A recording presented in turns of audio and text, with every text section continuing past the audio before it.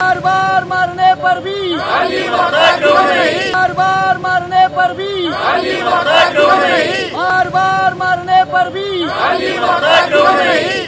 विटंबना करणाऱ्या विकृत मनोवृत्तीचा महात्मा गांधींच्या पुतळ्याची विटंबना करणाऱ्या विकृत मनोवृत्तीचा हिंदू मुस्लिम सिख ईसाई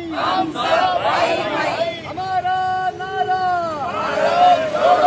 बापू हम शर्मिंदा है, तेरे कातिल जिंदा है।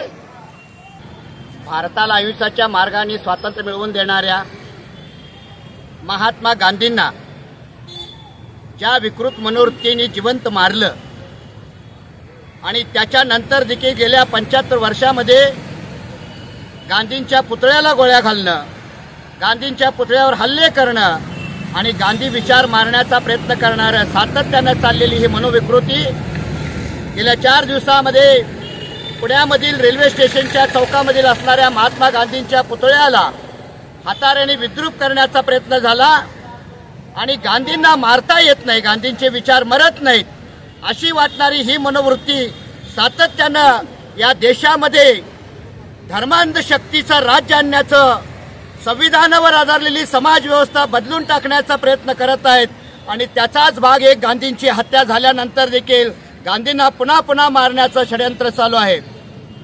आज या ठिकाणी सांगलीच्या या स्टेशन चौकातील महात्मा गांधीच्या पुतळ्याजवळ आम्ही गांधीप्रेमी अहिंसावादी लोक एकत्र येऊन या सरकारला जाब विचारू इच्छितो की असं काय गांधींनी या देशाचा गुन्हा केला की आजही तुमच्या मनामध्ये गांधी द्वेष भरून राहिलेला आहे।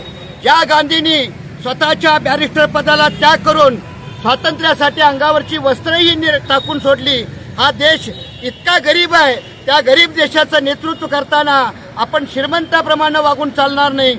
समाजवादावर आणले देश निर्माण झाला पाहिजे, धर्मनिरपेक्ष देश निर्माण झाला पाहिजे, हे बदलून टाकलं पाहिजे म्हणून गांधींनी प्रयत्न केलं आणि त्याच्यानंतर डॉक्टर बाबासाहेब आंबेडकरांनी संतांचे विचार संविधानामध्ये जे काही आणलं, समतेचे विचार जे काही संविधानामध्ये आणलं ते संविधान बदलून टाकण्याचा हेतू तुम्ही जनसुरक्षा कायद्याच्या माध्यमातून वेगवेगळ्या माध्यमातून पाहतात, याचा निषेध करण्यासाठी आज आम्ही सगळी मंडळी जमलेलो आहोत। मी भारताच्या सर्व नागरिकांना विनंती करू देतो की टाका हे सगळं, हे विषमतेचं बीज आता पेरू नका, पुन्हा पुन्हा जाती धर्मांध शक्तीला वाढू देऊ नका या देशामध्ये। आपल्याच हाताने आपला देश आपण बर्बाद घेऊ पाहतोय, नको ती भांडवली व्यवस्था या देशामध्ये येते, गरिबांची गरिबी वाढतीये, असंख्य लोक अन्नाशिवाय मरतायत। अशा कालखंडामध्ये पुन्हा गांधींचे विचार आपण घेऊन पुढे जाऊया।